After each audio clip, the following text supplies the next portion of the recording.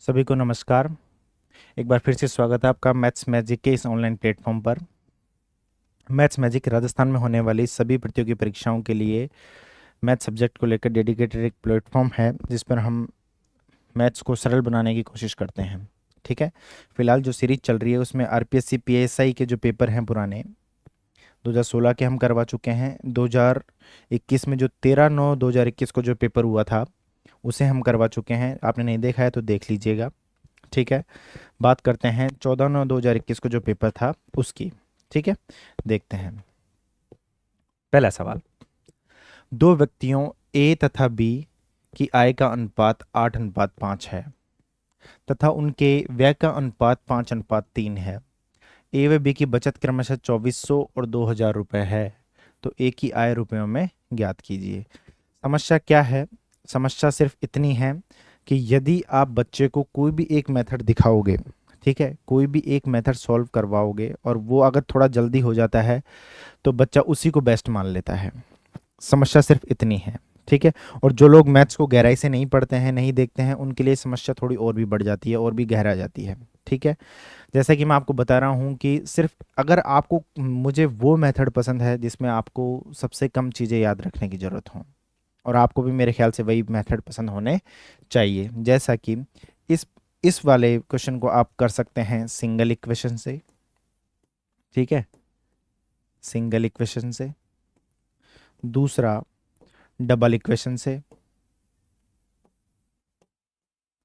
Double equation से। और तीसरा रेशो ट्रिक से। क्या?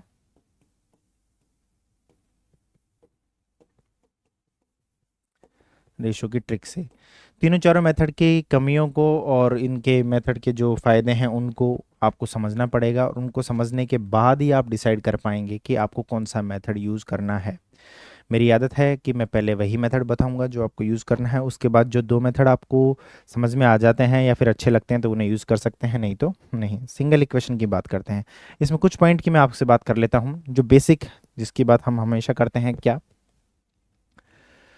आपकी जो बचत होती है वो क्या होती है? प्रश्न में हमको बचत दी गई है।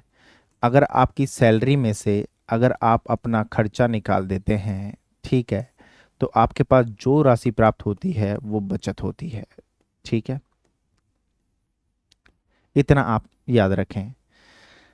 तो इसको जब आप इतना याद रख सकते हैं तो आप इसको इतना भी याद रखिए कि यदि आय में से यदि मैं बचत को माइनस कर दूं, क्या आय में से यदि बचत को मैं घटा दूं तो क्या मेरे पास व्यय आ जाएगा? बिल्कुल आ जाएगा। दिखने में दोनों एक जैसे दिख रहे हैं और एक ही हैं। क्या? दिखने में दोनों एक जैसे दिख रहे हैं और एक ही हैं, लेकिन अगर आप पहले मेथड से चले जाते हैं तो आप डबल इक्वेशन पे पहुंच जाएंगे, और दूसरे वाले से जाते हैं तो आप पहले सिंगल इक्वेशन पे पहुंच जाएंगे। अब इतनी गहराई से आपको पढ़ने की ज़रूरत इसलिए है कि मैं चाहता हूं आपको कम से कम चीज़ें याद रखने की ज़रूरत पड़े। ठीक है, तो आप देखेंगे एनर्जी लेवल क्वेश्चन को देखकर थोड़ा सा डाउन रहता है क्योंकि क्वेश्चन आसान है, कर सकते हैं अपन क्वेश्चन जब अपन को करना ही है तो। लेकिन अपने को क्या करना है, क्वेश्चन को किस मेथड से अपन को करना है, एक ही वीडियो में वो सब कुछ सीख जाना है जो अपन को बार बार अलग अलग जगह देखकर सीखना ना पड़े।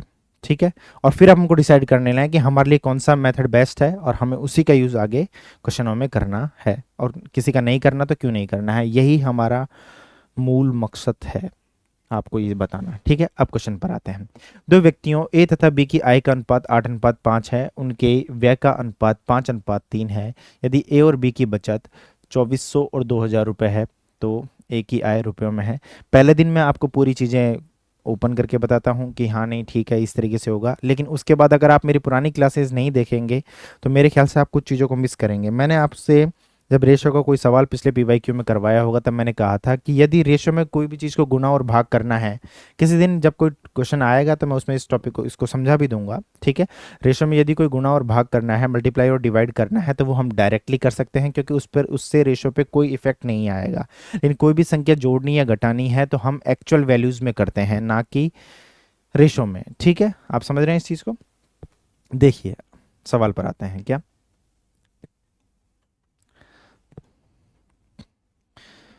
आय माइनस बचत, हमें व्यय का अनुपात दे रखा है 5:3 और आय का अनुपात दे रखा है कितना?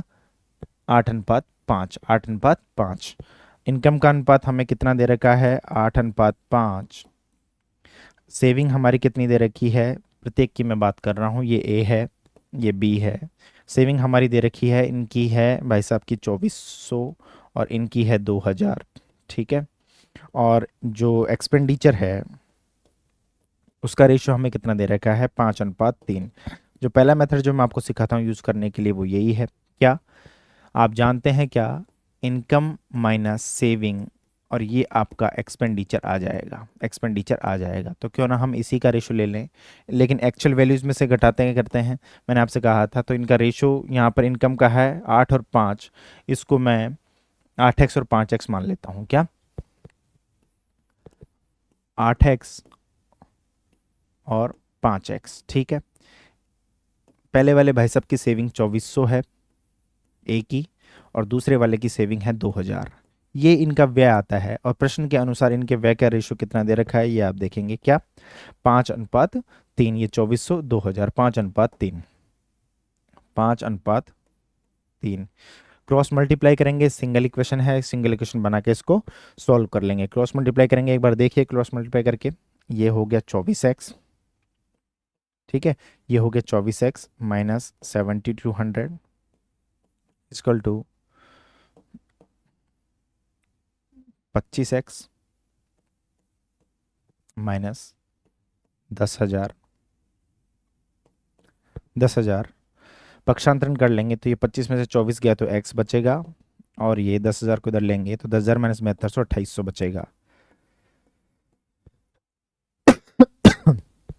x की वैल्यू 2800 आई है। प्रश्न हमसे क्या चाहता है, प्रश्न हमसे चाहता है a की आय, और a की आय हमारे हिसाब से कितनी है, 8x। a की आय कितनी है हमारे हिसाब से 8x, तो a की आय हमारे हिसाब से 8x है, और x की वैल्यू 2800 है।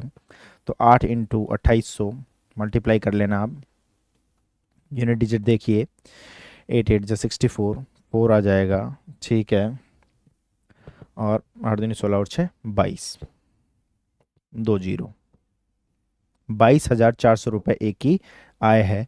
तो आपका सवाल हो जाता है यहीं पर, 22,400 रुपये एक की आय है। ठीक है, ये सिंगल इक्वेशन की मैं बात कर रहा था, ये सिंगल इक्वेशन की मैं बात कर रहा था। ठीक है, अब इन क्वेश्चंस में बच्चा फंसता है कैसे है, अगर थोड़ा सा आप क्वेश्चन करने से पहले दिमाग नहीं लगाएंगे तो बच्चा फंसता है कैसे, वो देखिए आप। क्या, वो देखिए, और आपको लुभाने के लिए जो ट्रिक्स बनाई जाती हैं, ट्रिक्स दिखाई जाती हैं, वो भी देखिए। ठीक है, सारी चीज़ें देखिए। ये था हमारा पहला मेथड जो सिंगल इक्वेशन मेथड था, मैंने कहा था आपको इसको यूज़ करना है। अब मैं बात कर रहा हूँ दूसरे मेथड की। क्या कहता है सेकंड मेथड इस इक्वेशन का, सेकंड मेथड मैं कहता हूँ डबल इक्वेशन कैसे बनानी है। मैंने कहा था अगर आप वो नहीं करेंगे तो थोड़ा सा चूक जाएंगे। ठीक है, double equation, single equation method में आपको बता चुका हूँ। डबल इक्वेशन मेथड में आप देखेंगे क्या, डबल इक्वेशन मेथड में आप देखेंगे आय माइनस व्यय, आय माइनस व्यय, और ये आपकी बचत हो जाएगी। अब इससे चलेंगे अपन, पहले अपन किससे चले थे, पहले अपन चले थे इनकम माइनस सेविंग बटे में एक्सपेंडिचर, रेशियो हमको दे रखा था, हमने कर लिया था। अब इससे चलते हैं, क्या आय माइनस व्यय, आय माइनस व्यय। अब दोनों का हमने रेशियो क्या, इनकम माइनस एक्सपेंडिचर, तो इसको हमने क्या मान लिया, इसको हमने मान लिया क्या, वहां पर देखें अपन रेशियो की बात कर लेते हैं, एक बार यहाँ लिख लेते हैं। ये इनकम का रेशियो है, ये ये एक्सपेंडिचर का रेशियो है, और ये सेविंग है। पहले वाले भाई साहब की 2400 है और एक की है 2000। ये रेशियो शायद एक बार मैच कर लेंगे, 8:5 है। ठीक है, देखते हैं कितना है, 8:5 है, ये 5:3 है। ये 8:5 है और ये 5:3 है। हम इससे जा रहे हैं तो हमने दो इक्वेशन बना ली, इसको x मान लिया, इसको y मान लिया, और इनकम माइनस एक्सपेंडिचर बटे में ये, तो ये क्या हो जाएगा, क्या 8x माइनस 5y, ए के रेस्पेक्ट में अपन बात कर रहे हैं, ये हो जाएगा 2400। ठीक है, आप सवाल को, आपकी मर्जी है, जितना चाहे उतना सॉल्यूशन को टफ बना सकते हैं, वो आपकी इच्छा है। अगर आप गलत दिशा में एक बार निकल गए तो आप उसी तरीके से सोचते रहेंगे। ठीक है, ये देखिए। ठीक है, देखते जाइए। कई बार मैं बोर्ड पे पीछे पलट के नहीं देख पाता हूँ, तो आप भी कोऑपरेट कीजिएगा, देखिएगा, सवालों को देखते रहिएगा। ठीक है, क्योंकि मेरी शक्ल कुछ खास इंटरेस्टेड है नहीं। आपको मज़ा आएगा इन सवालों को हर तरीके से सॉल्व करने में। ये वहाँ हमने सिंगल इक्वेशन बनाई थी, यहाँ हमने दो इक्वेशन बना ली है। ये सिंगल इक्वेशन थी, मेरे ख्याल से आपको इसी पे जाना चाहिए था। लेकिन अगर आप थोड़ा सा चूके और आपने इसको income minus expenditure equal to saving से सॉल्व कर लिया तो आप ये बनेंगे। आपको क्या चाहिए, अब यहाँ पे भी आप गड़बड़ कर सकते हैं, पहले आप वाई की वैल्यू निकाल लें या एक्स की वैल्यू निकाल लें, लेकिन इतनी बेवकूफ़ी आप मेरे ख्याल से नहीं करेंगे। आपसे पूछा है ए की आय, और ए की आय के लिए कोफिशिएंट अपन ने एक्स माना है, ए की आई के लिए कोफिशिएंट अपन ने एक्स माना है, तो हम एक्स की वैल्यू निकालेंगे तो वाई का गुणांक बराबर करेंगे। वाई का गुणांक बराबर करने के लिए मैं पहले समीकरण को 3 से और दूसरे समीकरण को 5 से मल्टीप्लाई कर देता हूँ, और 5 से मल्टीप्लाई करने के बाद ये समीकरण हमारे बदल कर आते हैं 24x minus 15y equal to 7200, और ये निकल कर आता है 25x माइनस के 15y इक्वल टू 10,000। ये 2 हो गया, ये 1 हो गया। समीकरण 2 में से 1 को घटा दीजिए, 2 माइनस 1, 2 में से 1 को आप घटा देंगे तो ये इधर से तो ये माइनस माइनस प्लस हो जाएगा, ये कटेगा, वाई की वैल्यू कट जाएगी, 10,000 में से 7200 घटाएंगे तो आप आ जाएगा 2800। चीज़ें वही निकल कर आ रही हैं जो पहले होनी चाहिए थी। 25 माइनस 24 आ जाएगा आपका एक्स, और ए की आय आ जाएगी आपसे 8x 22,400। जब आंसर वही आना है तो दो क्वेश्चन एक्स और वाई में क्यों फंसना है, ठीक है, तय आपको करना पड़ेगा। अब इसी सवाल को क्या करते हैं कि जब यूट्यूब पर गेन करना है, आपको सब्सक्राइबर गेन करने हैं, आपको बच्चों को रिझाना है, लुभाना है कि नहीं सर ने तो इसे 2 मिनट में कर दिया था, तो वो 2 मिनट वाला मेथड भी देख लेते हैं। 2 मिनट वाला मेथड कुछ ही नहीं है, वो जो अपन ने सेकंड मेथड डबल इक्वेशन वाला बनाया था उसी को किया है। ये देखिए, जैसे कि आपने क्या देखा कि आपने देखा कि इनकम और एक्सपेंडिचर ए और बी की अपन ने देख ली, फिर उसको लिख देते हैं, क्योंकि डबल इक्वेशन सॉल्व करते हैं तो ये होता है, ये ए है, ये बी है, ये इनकम है, ये एक्सपेंडिचर है, ये सेविंग है, ठीक है। पहले वाले भाई साहब की सेविंग 2400 है, मुझे सेविंग याद रह जाती है, रेशो मुझे देखना पड़ता है बार बार। ये 8:5 है और ये 5:3 है, एक बार देख लेते हैं गड़बड़ नहीं हो। 8:5 है, 5:3 है, 2400 और 2000 है।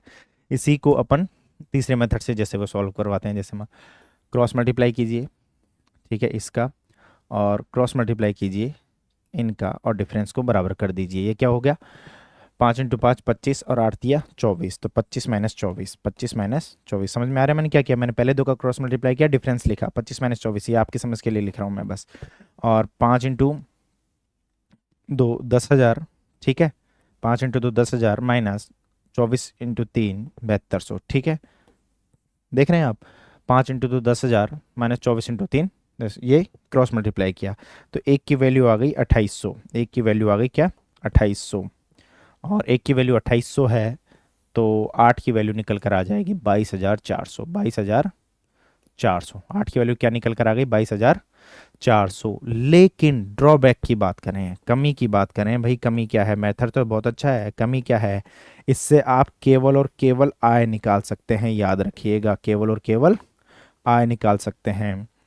अगर आपसे व्यय पूछ लिया तो आप क्या निकालेंगे, व्यय पूछ लिया तो क्या करेंगे आप, 22,800 है, 2800 इंटू 5 कर दीजिए। इसका एक्सपेंडिचर आपके हिसाब से, इसका अगर अपन एक्सपेंडिचर निकालें, एक का एक्सपेंडिचर निकालें तो आप 2800 इंटू 5 कीजिए, पहाड़ा बोलिए 2800 का आप एक्सपेंडिचर निकालेंगे तो एक का एक्सपेंडिचर कितना आ जाएगा 14,000, 20 पंजे 100, 8 पंजे 40, 140 2 0, 14,000, ठीक है। 14,000 आपने 22,400 आय निकाली थी और 14,000 उसका एक्सपेंडिचर निकाल दिया, तो सेविंग कितनी हो गई, ये सेविंग लगभग 8,000 के आसपास हो गई, जबकि प्रश्न के हिसाब से सेविंग कितनी है 2400। गलत हो गया आपका। डिसाइड आपको करना है कि आपको किस मेथड से जाना है। सिंगल इक्वेशन मेथड से आप जाइएंगे तो थोड़ा सा फायदे में रहेंगे। देखते हैं अगला प्रश्न, ठीक है। ये अगला प्रश्न है, राजस्थान के एक शहर की जनसंख्या 3,000 है और 1,80,000 पुरुष हैं। कुल जनसंख्या का 50% शिक्षित है और 70% पुरुष शिक्षित हो, तो अशिक्षित महिलाओं की बात कीजिए। देखो प्रश्न को घुमाने के बहुत सारे तरीके हैं, प्रश्न को आप अपने सॉल्यूशन से ही टफ बना सकते हैं। एक बार आप गलत रास्ते पर निकल गए तो आप निकलते चले जाएंगे। क्या है प्रश्न? एग्जामिनर ऐसे प्रश्न देता है कि बच्चा खुद उलझ जाए। आप देखो कुल जनसंख्या 3,000 दे रखी है, पूछा और जो डेटा दे रखा है वो पुरुष का दे रखा है और शिक्षित का दे रखा है, और पूछा आपसे अशिक्षित महिलाओं के बारे में है। तो सबसे पहले तो या तो आप ये करें 3 लाख को डिवाइड कर लें, 1,80,000 पुरुष हैं, फिर 1,20,000 रुपये, 1,20,000 महिलाएं हैं, और फिर उसमें शिक्षित अशिक्षित को अलग अलग देखें, फिर माइनस करें, फिर देखें। मैं कह रहा हूँ बिल्कुल जितना आप सिंपल सोच पाएंगे इसमें, वो सिंपल क्या हो सकता है, मैं ये कहता हूँ जैसा प्रश्न अपन को जो लास्ट वाली अपनी डिमांड है उस पर काम कर सकते हैं। हमें पहले अशिक्षित और फिर महिला, इन दोनों को कॉमन करना है। क्या अशिक्षित और महिला इन्हीं पे काम करें ना अपन। टोटल जनसंख्या कितनी है? 3,000, सॉरी 3 लाख। टोटल जनसंख्या कितनी है? 3 लाख है। अब इसमें से मुझे एक बात बताइए, पहला पॉइंट मैं लिखता हूं यहां पर, लिखते चलिए साथ में ताकि आपको रहे। 50% अगर शिक्षित हैं तो मुझे अशिक्षित बता देंगे एक बार। 50% शिक्षित हैं तो अशिक्षित कितने होंगे? 50% होंगे। क्या 50% अशिक्षित होंगे? डिपेंड करता है आप क्या निकालना चाह रहे हैं। आप प्रश्न के सॉल्यूशन को टफ बनाना चाहते हैं कि आसान बनाना चाहते हैं। तो मैं सीधा अशिक्षित की कैलकुलेट कर लेता हूं। तो 50% क्या हो जाएंगे? अशिक्षित। क्या मुझसे पूछा ही जब अशिक्षित है तो क्यों ना मैं इसे ऐसे कर लूँ। 50% अशिक्षित हो गए तो अशिक्षित कितने हो गए? कुल अशिक्षित कितने हो गए? 1,50,000। सीधा आधा कर दिया मैंने 50% के लिए, हम सीधा आधा कर देते हैं। अशिक्षित कितने हो गए? 1,50,000। अब पुरुषों की बात करते हैं। इधर पुरुषों की टोटल पुरुष कितने हैं? मेंस 1,80,000 हैं, ये पुरुष हैं। ये कितने हैं? ये पुरुष हैं। और पुरुषों में, अब पुरुषों की बात करते हैं, पुरुषों में शिक्षित कितने हैं? 70% पुरुष शिक्षित हैं। तो अशिक्षित पुरुष कितने होंगे? अशिक्षित अशिक्षित पुरुष कितने होंगे मुझे बताइए। जब 70% शिक्षित हैं, कुल 100% अपन मानते हैं, तो 100% माइनस 70% मतलब 30% होंगे। तो 30% कितने होंगे? 54,000। कर लीजिएगा, 18×3 = 54, ठीक है, 54,000। ये अशिक्षित पुरुष हैं और ये कुल अशिक्षित हैं। हमारा सवाल सॉल्व हो गया। हमसे पूछा क्या है? अशिक्षित महिलाएं। तो अशिक्षित महिलाएं कितनी बची? अशिक्षित महिलाएं 1,50,000, 1,50,000 माइनस, समझ पा रहे हैं आप? अशिक्षित महिलाएं कितनी बची? 1,50,000 माइनस 54,000, कितनी बची? 54,000। तो ये हो गई हमारी 96,000। ये अशिक्षित महिलाएं हैं। डिपेंड करता है आपको किस तरीके से जाना है, आप सवाल को कैसे भी, सिर्फ अगर अपन को जो ज्ञात करना था अपन ने पहले अशिक्षित पर कंसंट्रेट किया, फिर महिलाओं पर कंसंट्रेट किया, और हमारा सीधा 2 स्टेप में आंसर आ गया। आप पहले महिलाओं को पुरुषों को अलग कर सकते हैं, फिर उनको 50% में चेंज कर सकते हैं, और इसको पर और भी टफ बनाना चाहते हैं तो आप इसको परसेंटेज में कर लीजिए, ठीक है। 100% मान लीजिए। 3 लाख की वैल्यू को अभी काउंट मत कीजिए, फिर 30%, 70%, 20% करके कैलकुलेशन को बढ़ाते जाइए, और फिर आंसर नहीं आने पर छोड़ दीजिएगा, ठीक है। अगला सवाल, किसी धन पर एक निश्चित ब्याज की दर पर 2 वर्ष का साधारण ब्याज 120 रुपए और चक्रवृद्धि ब्याज 129 रुपए है, तो ब्याज की दर क्या होगी? 1 मिनट रुकिएगा, पानी पी ले।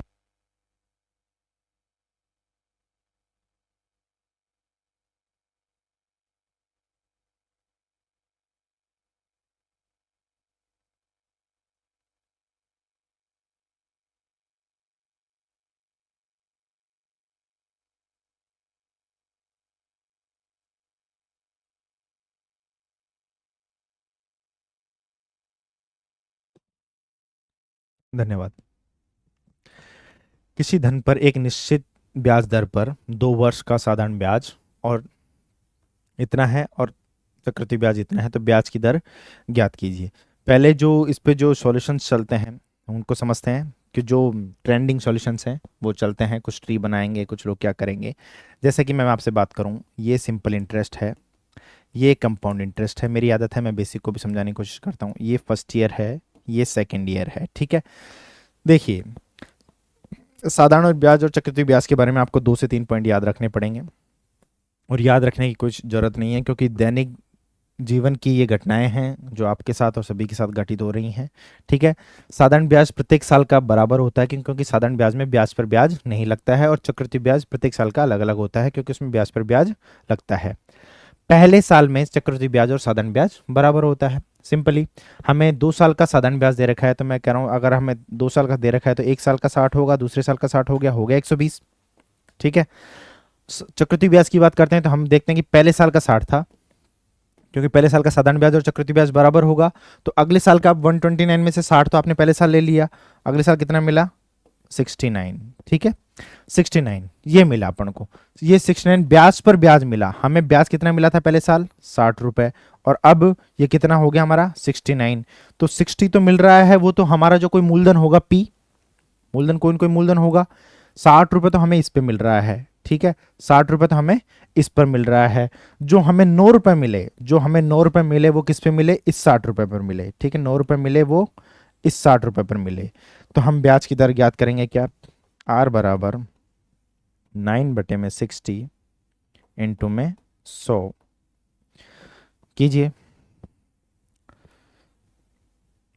20 3 20 5, 3 से 3 काट दीजिए, 15% ये हमारा आंसर होगा। ठीक है, 15% ये हमारा आंसर होगा। इस सवाल के बारे में आपने सीख लिया।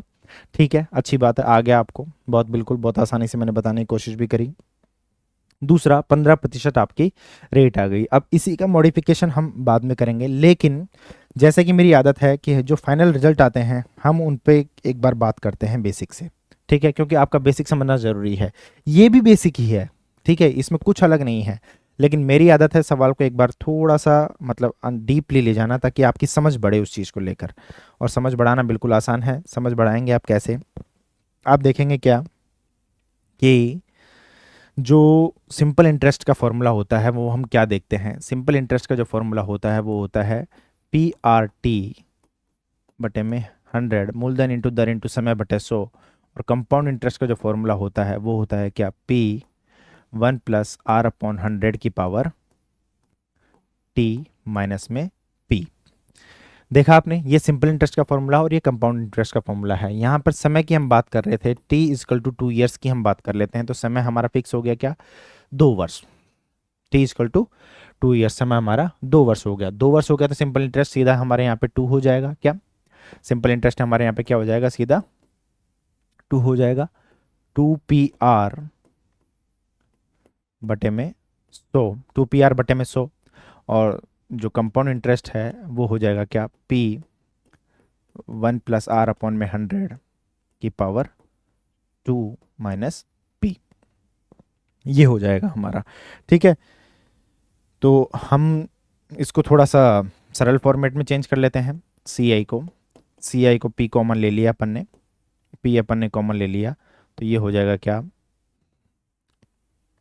ये कैसे हुआ, 1+R/100 का स्क्वायर माइनस 1। ठीक है, इसको और थोड़ा सा सॉल्व करेंगे ताकि हमें थोड़ा सा आसानी रहे। ये P हो गया, ये हो जाएगा क्या, 100 प्लस में R बटे में 100 का स्क्वायर माइनस 1। ठीक है, इस तरीके से थोड़ा सॉरी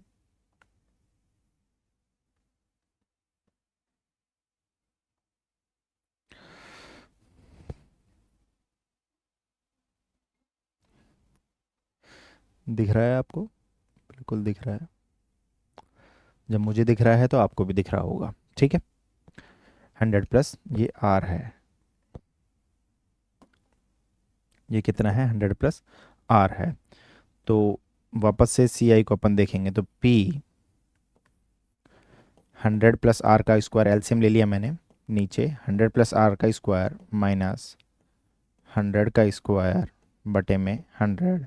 सर आप इतनी माथाफोड़ी क्यों कर रहे हैं मुझे ये बताइए, क्योंकि मैं जो लास्ट का जो रिजल्ट आया है मैं उसे आपको बताना चाहता हूँ कि ये क्यों होता है। हर क्यों का जवाब अगर आपके पास है, अगर परीक्षा में आपके पास इतना समय नहीं होता है कि आप ये सब कर लें, लेकिन उससे पहले आपके पास पूरा समय होता है, क्योंकि आप चीज़ों से भागेंगे नहीं तो अच्छा कर पाएंगे।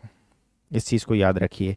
A² - B², आर्ट्स के बच्चों को बिल्कुल नहीं पता है, मुझे पता है, बिल्कुल नहीं पता, अभी के लिए याद रख लीजिए, क्योंकि मैं हर चीज़ को कॉन्सेप्ट से बताना पसंद करता हूँ। A² - B², ठीक है, ये होता है A+B और A-B। आप पूरा कैलकुलेशन को तब भी बना सकते हैं, मेरा काम कैलकुलेशन को आसान बनाकर सरल तरीक़ों से सॉल्व करना है। ये आपके लिए थोड़ा मुश्किल हो सकता है। ठीक है, देखिए तो सी आई की जो वैल्यू आ रही है वो क्या आ रही है, P A plus B A minus B, एक बार इसमें प्लस कर लेंगे तो 200 प्लस आर, और माइनस करेंगे तो केवल बचेगा क्या, ए प्लस बी, और ए माइनस बी में क्या बचेगा, केवल आर बटे में 100, ऐसे की ऐसा रहेगा क्या, बटे में 100 का स्क्वायर, 100 इंटू 100, ये हमारे पास बचा क्या, बटे में 100 इंटू 100, ये हमारे पास बचा। ये सी आई आया था और ये एस आई आया था। अब मैं क्या कर रहा हूँ, सी आई की जो वैल्यू आई है, क्योंकि हमें चाहिए दर, जब भी हमें दर चाहिए होती है तो हम क्या करते हैं, प्रिंसिपल को सबसे पहले निकालने की कोशिश करते हैं वहाँ से। प्रिंसिपल अगर स्कूल से बाहर है, प्रिंसिपल अगर फॉर्मूले से बाहर है, तो काम हमारा आसान हो जाएगा। ऐसा हम पहले भी कर चुके हैं अमाउंट वाले सवाल में। ठीक है, आप देखेंगे कि चीज़ें शुरुआत में, हाँ इस वीडियो को 2 से 3 बार जरूर देखें ताकि आपको समझ में आए और क्यों का आंसर मिले, वरना कोई फ़ायदा नहीं होगा, ना हमारी मेहनत का ना आपके टाइम देने का। ठीक है, सी आई और एस आई का रेशो मैं ये क्यों निकाल रहा हूँ, क्योंकि मुझे पी को आउट करना है। क्या करना है, पी को आउट करना है। और आउट क्यों करना है, क्योंकि मुझसे अगर मुझे दर पूछी गई है तो मुझे पी का कोई काम नहीं है। ठीक है, पी कैसे निकालना होगा ये भी हम सीख लेंगे, लेकिन फिलहाल में इसे आउट करते हैं। ठीक है, तो सी आई बटे में एस आई आप देखेंगे तो क्या हो रहा है, ये पी उधर से 200 प्लस में आर, आर ठीक है 100 into 100 divided by S I, तो ये पलट कर ऊपर चला जाएगा, वैल्यू पलट कर ऊपर जाएगी तो ऊपर आ जाएगा क्या, 100 बटे में 2 पी आर। ठीक है, 100 से 100 हमने काट दिया, पी से हमने पी काट दिया। ठीक है, पी से हमने पी काट दिया, दोनों की दर सेम है, यहाँ मैंने अलग अलग लिख दिया कोई दिक्कत नहीं, लेकिन दर सेम है, प्रश्न में बोला गया है एक आर से एक आर काट दिया अपन ने। ठीक है, अब देखेंगे अपन क्या, तो सी आई बटे में जो ऐसा ही हमारा निकल कर आ रहा है, ऊपर से क्या आ रहा है 200 प्लस में आर बटे में क्या आ रहा है 2 इंटू 100, 200। ठीक है, और इसको आगे देखेंगे सॉल्व करेंगे तो ये आ जाएगा 1 प्लस आर अपॉन में 200, 1 प्लस आर अपॉन में 200। तो याद रखने वाली बात क्या थी, जो सी आई एस आई का टी इजकल टू 2 ईयर्स के लिए, ठीक है, टी इजकल टू 2 ईयर्स के लिए जो सी आई और एस आई का जो है रेशो है वो होता है 1 प्लस आर अपॉन में 200। अब एक बार जो आपने बेसिक लगाया है, जो चीज़ें आपने देखी हैं, ठीक है, एक बार उसको देखते हैं। सवाल काफ़ी लेंदी हो चुका है, आपको समझना पड़ेगा, 2-3 बार देखना पड़ेगा, आ जाएगा लेकिन। ठीक है, जब तक नहीं आएगा तब तक देखते रहिएगा, फिर भी नहीं आएगा फिर से समझा देंगे। कहीं न कहीं कॉन्सेप्ट हमेशा रिपीट होते रहते हैं तो घबराने की कोई बात है नहीं। ठीक है, सी आई बटे में एस आई, ये शॉर्ट फॉर्म तो आपको समझ में आ रही है ना सबकी। मैं कई बार अमाउंट को ए लिख देता हूँ, मूलधन को पी लिख देता हूँ। सी आई का मतलब होता है कंपाउंड इंटरेस्ट, एस आई का मतलब होता है सिंपल इंटरेस्ट, साधारण ब्याज। ये देखिए, हम यहाँ पर पहुंचे तो एक बार पिछली तरफ चलते हैं। ठीक है, इसको अपन देखें तो हमारा सी आई बटे में एस आई, सी आई कितना है 120, एस आई कितना है 129, और ये बराबर है हमारे हिसाब से 1 प्लस आर अपॉन में 100 के। ठीक है, आर अपॉन में 200 के, 100 के नहीं है 200 के है, अगर वहाँ 100 के लिख दिया है तो गलत लिख दिया है, नहीं 200 लिखा है। ठीक है, ठीक है 200 के बराबर है। 1 को इधर लीजिए, माइनस कर लीजिए, ऊपर 129 आएगा, नीचे 120 आएगा, क्योंकि ऊपर सी आई आना है, सी आई की वैल्यू ज़्यादा है। ठीक है, तो 129 बटे में 120 माइनस 1 आर अपॉन में 200 कितना हुआ, आर अपॉन में 200। तो आर की वैल्यू यहाँ से निकल कर आ रही है 120, ऊपर ले जाएंगे डिफरेंस रहेगा 9 का 120 इंटू में 200, और इसको मैं थोड़ा सा अगर बदलना चाहूँ तो ये हो जाएगा 9, ये हो जाएगा 60, क्योंकि 2 से मैंने काट दिया, और ये हो जाएगा 100। अगर अब आप ध्यान से देखेंगे तो ये एक्सप्रेशन हमारा वही है जो ये है। तो सर हम तो इसी से कर लेंगे, करना इसी से है, लेकिन ये क्यों हो रहा है, कैसे हो रहा है, ये चीज़ें आपको पता होनी चाहिए। और यहीं हमारी दर निकल कर आती है 15%। आप समझ पा रहे हैं मैं क्या समझाना चाह रहा हूँ। ठीक है, मैं ये समझाना चाह रहा हूँ कि आपको कोई भी हवा में चीज़ें बता रहा है, अगर आपको उसके पीछे का बेसिक याद नहीं है तो आपको डायरेक्टली वो चीज़ें याद नहीं रहेंगी। ठीक है, समझ पा रहे हैं? आपको डायरेक्टली वो चीज़ें याद नहीं रहेंगी। तो ये एक्सप्रेशन यहाँ निकल कर आया, और इस एक्सप्रेशन को समझाने के लिए मुझे आपसे इतनी बातें करनी पड़ी जो आपको बहुत बोरिंग लगी। लेकिन अगर ये बातें आपके दिमाग में रहेंगी तो आप फिर उस चीज़ की इम्पोर्टेंस को समझेंगे कि ये क्यों इम्पोर्टेंट है और ये सही भी है और क्यों इम्पोर्टेंट है। तो हर क्यों का जवाब आपके पास रहेगा तो चीज़ें आपके लिए आसान होंगी। दूसरा, कितना भी हो फिर भी आपको ये याद रखना है, आपने ये डाइट कर लेंगे फिर भी आपको ये याद रखना है, ये 2 साल के लिए है। ठीक है, ये 2 साल के लिए है। और अगर मैं t इजकल टू 3 ईयर्स, पहले मैं यहाँ 2 ईयर्स के लिख लेता हूँ, t इजकल टू 2 ईयर्स के लिए जो सी आई और एस आई का जो रेशो है वो कितना होता है, 1+r/200। ये मैंने आपको बताया था। ऐसे ही t इजकल टू 3 ईयर्स के लिए निकालेंगे आप, यहाँ मैं सिर्फ डायरेक्ट लिख देता हूँ क्या, जो सी आई और एस आई का जो रेशो होगा, जो t इजकल टू 3 ईयर्स के लिए एक मिनट रुकिएगा, जो t इजकल टू 3 ईयर्स के लिए जो होगा वो होगा 1+r/300। ऐसे याद रख लीजिएगा, 1+r/300, 300 प्लस में r बटे में 100। क्या, 300 प्लस में r बटे में 100। ये आप, और आया कैसे ये आप निकाल कर देखेंगे, होगा या नहीं होगा ये बाद का मैटर है, लेकिन ये आपको निकाल कर देखना है। यही था ये फिर भी आपको याद रखना है। दूसरा, अगर आपको याद है तो मैंने इस ट्री के बारे में बात कही थी, क्योंकि इस ट्री को अपन को थोड़ा सा और इजी बनाना है। ये सिंपल इंटरेस्ट का था, ये कंपाउंड इंटरेस्ट का है। अब इजी बनाने की बात यह है कि हमसे प्रिंसिपल भी पूछ लेता है, तो जब भी आपको ट्री बनाने की बात आएगी आप क्या करेंगे, केवल कंपाउंड इंटरेस्ट का ट्री बना लेंगे, केवल सी आई का ट्री बना लेंगे। जैसे इसमें सिंपल इंटरेस्ट कितना था, 120, सी आई कितना था, 129, टाइम कितना था, 2 ईयर्स, ये था। तो टी क्यों ना हम जो ट्री बनाए वो सी आई का ही बना लें। ये फर्स्ट ईयर का था, ये सेकेंड ईयर का था।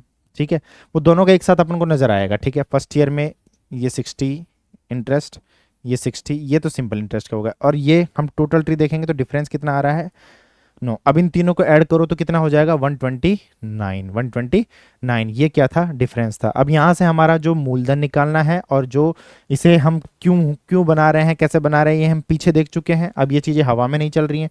देखो, मैं आपको कोई भी चीज़ अगर ट्रिक वाली बताऊंगा तो मैं पहले उसका बेसिक बताना पसंद करूंगा। ठीक है, ये मैं बता रहा हूँ कि हमने जो पिछले 15 मिनट से हम जो कर रहे थे उसका रिजल्ट ये निकल कर आया है। अब हमें क्या देखना है कि ये 9 रुपये ब्याज किस पे मिला है, हमको ये 9 रुपये ब्याज मिला है 60 रुपये पर। तो ब्याज पर ब्याज निकालने के लिए हमें दर निकालना पड़ेगा, 9/60 इंटू में 100, और ये हमारी आ गई 15% की रेट, सीधा यही है।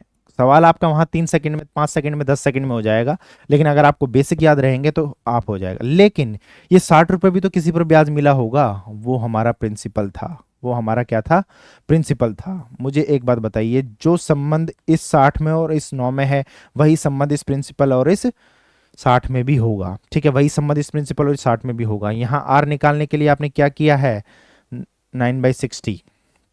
दर हमने क्या निकाली, 9/60। मतलब समझेंगे आप कैसे, 60 से 9 पर आने के लिए आपने क्या किया, 9/60 से गुना कर दिया। ये समझिए आप, तो 9/60 से गुना कर दिया। तो P से अगर हम इस पे आए होंगे तो हमने यहाँ पर 9/60, वो 15% को आप कैसे भी लिख लीजिए, परसेंट लिख के चाहे ऐसे लिख लीजिए, लेकिन अपन सीधा देखते हैं कि 9/60 का इसमें संबंध रहा होगा। तो यदि मैं मूलधन को 9/60 से गुना कर दूं तो क्या मेरे पास 60 रुपये आ जाएंगे ब्याज के, बिल्कुल आ जाएंगे सर। तो P बराबर आ जाएगा हमारे पास, 60 को उधर ट्रांसफर कर दीजिए, 60 इंटू 60 डिवाइडेड बाई 9, ये हो गया 3600 बटे में 9, 400 रुपये। अगर हमसे मूलधन पूछ लेता तो मूलधन हमारा ये था, मूलधन हमारा कितना हो जाएगा, 400 रुपये हो जाएगा। तो इससे आपको मूलधन निकालना भी आ गया, जो हमने रेशो लगाया था उसका मेथड भी पता चल गया। तो ये आपको यूज़ करना है परीक्षा में। अगला सवाल देखिए। ठीक है, बहुत ही आसान सवाल, एक बार फिर से मेरे लिए, आपके लिए भी आसान हो जाएगा थोड़ी देर बाद जब अपन इसको सॉल्व करेंगे। क्वेश्चन नंबर 4 आप देख रहे हैं, ये PSI 2021 में जो 14 तारीख के जो पेपर हुए थे उसके क्वेश्चन है, उसका ये लास्ट क्वेश्चन है। देखिए क्या कहता है क्वेश्चन। क्वेश्चन कह रहा है क्या, इस सीरीज को सॉल्व करने के बाद हमें क्या मिलेगा।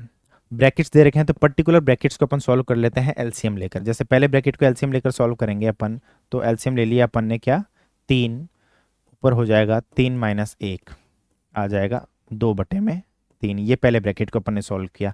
इसी प्रकार अपन आगे चलेंगे तो क्या देखेंगे अपन, ये हो जाएगा 2/3, ठीक है, ये हो जाएगा 2/3 और ये हो जाएगा 3/4, ये हो जाएगा 4/5, कितना, 4/5। और इस तरीके से ये आगे चलते जा रहे हैं और लास्ट वाला हो जाएगा n-1/n, ये लास्ट वाला हो जाएगा, ठीक है। अब समझिए, आप देखिए कि इस 3 से ये 3 कट रहा है, इस 4 से ये 4 कट रहा है। पहले इसके बारे में सोचते हैं, क्या 4 से ये 1 कम है 3, इससे कोई अगला पद होगा वो n-2 होगा और ये पद होगा n-1 और गुणा में, ठीक है। इस तरीके से जब तक आप ये नहीं सोच पाएंगे तब तक आप बिल्कुल हवा में यूं काट तो दिया आपने लेकिन पता नहीं चलेगा। फिर इस 5 से यहाँ कोई पद आएगा, वो 5 से कटेगा और ये n-1 इससे कट गया और ये n-2 यहाँ कोई पद आया होगा उससे कट जाएगा। जो हमारे पास पद बचते हैं, जो प्रथम पद से बचता है हमारे पास 2 और आखिरी पद से हमारे पास बचता है n, तो ये हो जाएगा कितना, 2/n, ठीक है। बहुत ही आसान, ऑप्शन नंबर बी, ठीक है। धन्यवाद। इसी प्रकार के कॉन्सेप्ट और बेसिक्स के लिए मैथ्स मैजिक को फॉलो करते रहिए। अगली सीरीज में हम करेंगे 15/9/2021 को जो पेपर हुआ था एसआई का, वो। Thank you very much.